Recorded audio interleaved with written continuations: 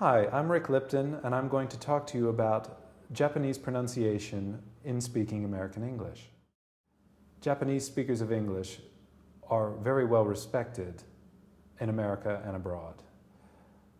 But to a native speaker, one of the aspects that is striking is the R and L distinction.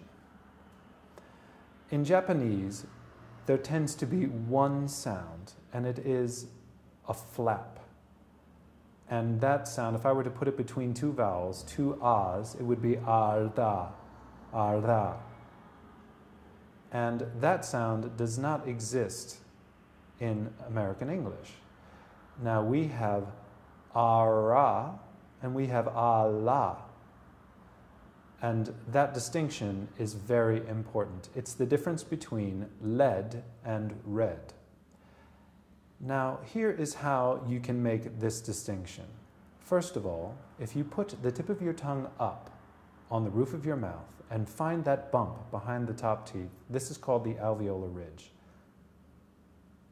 If you put your tongue up there, and if you allow the sides of your tongue to relax, but if you were to breathe in quickly, you should be able to feel cold air on the sides of your tongue.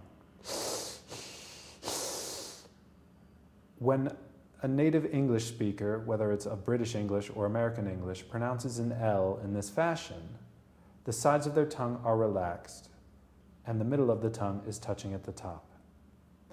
The other aspect that is important is that there is no kind of touching, there's no assault of the top of your mouth. It's not a hitting, it's not ah-la.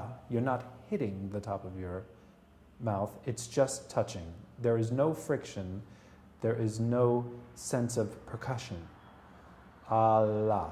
Now when you're making an there are several different ways to make an The one that I'm going to advocate though is an American that tends to come from the bunching up of the back of the tongue. So it doesn't necessarily have to be the tip of the tongue used at all. So it might help you to think L is tip of tongue, and or R, the letter R, is the back of the tongue.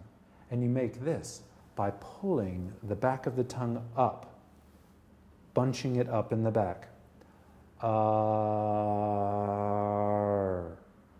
It is the difference between lead and red.